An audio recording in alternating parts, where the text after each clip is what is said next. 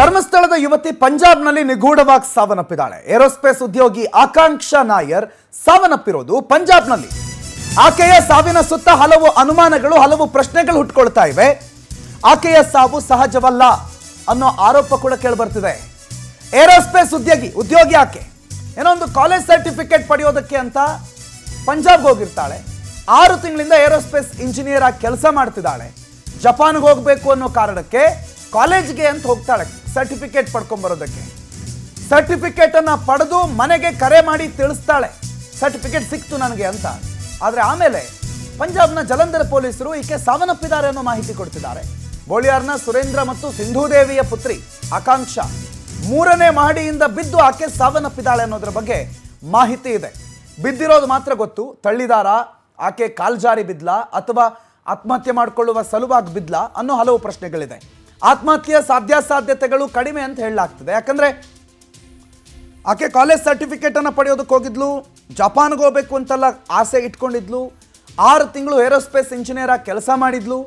ಜಪಾನಲ್ಲಿ ತನ್ನ ಜೀವನವನ್ನು ಕಟ್ಕೊಳ್ಳೋ ಪ್ಲಾನ್ ಮಾಡಿಕೊಂಡು ಪಂಜಾಬ್ನ ಕಾಲೇಜ್ಗೆ ಹೋಗಿ ಅಲ್ಲಿಂದ ಕಾಲೇಜ್ನ ಸರ್ಟಿಫಿಕೇಟ್ ಅನ್ನು ಪಡ್ಕೊಂಡು ಮನೆಯವ್ರಿಗೆ ಕಾಲ್ ಮಾಡ್ತಾಳೆ, ಸರ್ಟಿಫಿಕೇಟ್ ಸಿಕ್ಕಿದೆ ನನಗೆ ಅಂತ. ಅದಾದ್ಮೇಲೆ ಆಕೆ ಸಾವನ್ನಪ್ಪಿದ್ದಾಳೆ ಅನ್ನುವಂಥ ಸುದ್ದಿ ಬಂದಿದೆ. ಆ ಸಾವಿನ ಸುತ್ತ ಹಲವು ಪ್ರಶ್ನೆಗಳು ಈಗ ಹುಟ್ಕೊಳ್ಳಿವೆ. ಸುಚಿತ್ರ ಈ ಬಗ್ಗೆ ಮಾಹಿತಿ ಕೊಡ್ತಾರೆ, ನೇರ ಸಂಪರ್ಕದಲ್ಲಿ ಜಾಯ್ನ್ ಆಗಿದ್ದಾರೆ. ಸುಚಿತ್ರ, ಕಾಲೇಜ್ಗೆ ಹೋದವಳು, ಕಾಲೇಜಲ್ಲಿ ಸರ್ಟಿಫಿಕೇಟ್ ಸಿಕ್ಕಿದೆ ಅಂತ ಮನೆಗೆ ಫೋನ್ ಮಾಡಿ ಹೇಳಿದವಳು ಏಕಾಏಕಿ ಹೆಣವಾಗಿದ್ದಾಳೆ ಅಂತಂದ್ರೆ ಏನು ಈ ಸಾವಿಗೆ ಕಾರಣ?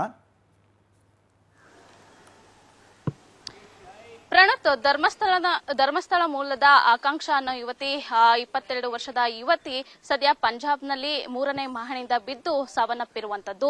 ಈಕೆ ಏರೋಸ್ಪೇಸ್ ನಲ್ಲಿ ಕೆಲಸವನ್ನ ಮಾಡ್ತಾ ಇರ್ತಾಳೆ 6 ತಿಂಗಳಿಂದ. ನಂತರದಲ್ಲಿ ತಾನು ಜಪಾನ್ನಲ್ಲಿ ಕೆಲಸಕ್ಕೆ ಹೋಗುವನ್ನೋ ಆಸೆಯನ್ನ ಇಟ್ಕೊಂಡಿರ್ತಾಳೆ. ಅದೇ ಕಾರಣಕ್ಕೆ ಹೋಗಿ ಪಂಜಾಬ್ನ ಕಾಲೇಜ್ನಲ್ಲಿ ತನ್ನ ಸರ್ಟಿಫಿಕೇಟ್ಗೋಸ್ಕರ ಕಾಲೇಜ್ಗೆ ಹೋಗಿರ್ತಾಳೆ.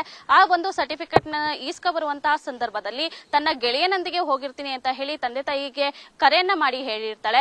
ಅದೇ ಅವಳ ಕೊನೆ ಕಾಲಾಗಿರುತ್ತೆ. ಜೊತೆಗೆ ಆತ ಸುರೇಂದ್ರ ಅವರ ತಂದೆ ಆಗಿರ್ತಾರೆ. ಅವರು ಸಿವಿಲ್ ಗುತ್ತಿಗೆದಾರರು ಅಂತಾನೆ ಕೂಡ ಹೇಳ್ಬೋದು. ಜೊತೆಗೆ ಅವರ ತಾಯಿ ತಾಲೂಕಿನ ಮಹಿಳಾ ಘಟಕದ ಅಧ್ಯಕ್ಷೆ ಕೂಡ ಆಗಿರ್ತಾರೆ.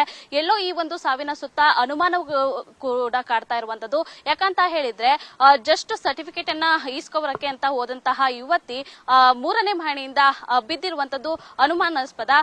ಜೊತೆಗೆ ಈ ಒಂದು ಪೊಲೀಸರು ಕೂಡ ಈ ಬಗ್ಗೆ ತನಿಖೆಯನ್ನ ಮಾಡ್ತಾ ಇದ್ದಾರೆ. ಸದ್ಯ ತಂದೆ ತಾಯಿ ಹೇಳ್ತಾ ಇರುವಂತದ್ದು, ಈ ಬಗ್ಗೆ ನಮಗೂ ಕೂಡ ಅನುಮಾನ ಇದೆ, ನಮ್ಮ ಮಗಳು ಸೂಸೈಡ್ ಅನ್ನ ಮಾಡ್ಕೊಳ್ಳುವಂತಹ ಯಾವುದೇ ಸನ್ನಿವೇಶಗಳು ಇರಲಿಲ್ಲ ಅಂತ ಹೇಳ್ತಾ ಇರುವಂತದ್ದು. ಪ್ರಣುತ್, ಥ್ಯಾಂಕ್ ಯು ಸುಚಿತ್ರ ಮಾಹಿತಿಗೆ.